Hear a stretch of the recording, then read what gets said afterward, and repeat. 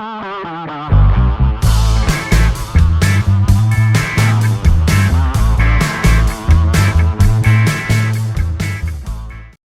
à tous, bienvenue sur Hashtag Protestant 2.0, je suis heureuse de vous retrouver en ce jeudi 8 avril à Mittesheim. Je vous propose de démarrer la journée avec un extrait du livre des Actes des Apôtres. On est au chapitre 13 et voici ce qu'il nous est dit, une annonce de bonne nouvelle, une promesse réalisée. Nous-mêmes, nous vous apportons cette bonne nouvelle. Ce que Dieu avait promis à nos ancêtres, il l'a accompli maintenant pour nous, leurs descendants, en relevant Jésus de la mort. Il est écrit en effet dans le psaume 2, « C'est toi qui es mon fils, à partir d'aujourd'hui je suis ton père. » Dieu avait annoncé qu'il le relèverait d'entre les morts pour qu'il ne retourne plus à la pourriture. Il en avait parlé ainsi. « Je vous donnerai les bénédictions saintes et sûres que j'ai promises à David. » C'est pourquoi il affirme encore dans un autre passage, « Tu ne permettras pas que ton fidèle pourrisse dans la tombe. » David, lui, a servi en son temps le plan de Dieu, puis il est mort, il a été enterré auprès de ses ancêtres et a connu la pourriture, mais celui que Dieu a ramené à la vie n'a pas connu cela. Frères, vous devez le savoir, c'est par Jésus que le pardon des péchés vous est annoncé, c'est par lui que quiconque croit est libéré de tous les péchés dont la loi de Moïse ne pouvait vous délivrer.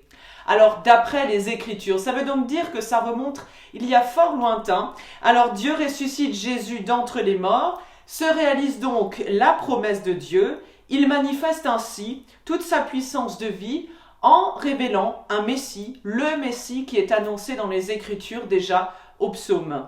Pour les aider à croire cela, ainsi donc Paul va citer plusieurs textes des psaumes, des prophètes, et aussi de tous ceux qui l'écoutent justement et qui connaissent bien ces passages de l'Ancien Testament. La bonne nouvelle est donc pour tous, elle n'est pas réservée à certains. Les disciples sont donc déjà au milieu de cette mission d'annoncer la bonne nouvelle de la résurrection vraiment à tout le monde. La dimension universelle est déjà là et donc la mission ne fait que commencer. Et je vous propose la prière du jour dans le livret de la Société luthérienne.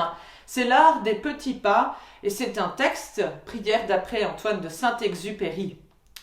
Seigneur, je ne demande pas de miracle ni de vision, mais je demande la force pour le quotidien. Donne-moi de discerner ce qui est essentiel et ce qui est secondaire. Je te demande la force, la maîtrise de soi et la mesure, que je ne me laisse pas emporter par la vie, mais que j'organise avec sagesse le déroulement de la journée.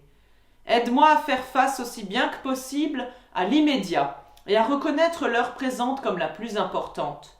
Donne-moi de reconnaître avec lucidité que la vie s'accompagne de difficultés, d'échecs qui sont des occasions de croître et de mûrir. Fais de moi un homme, une femme capable de rejoindre ceux qui gisent au fond. Donne-moi non pas ce que je souhaite, mais ce dont j'ai besoin. Apprends-moi l'art des petits pas. Amen.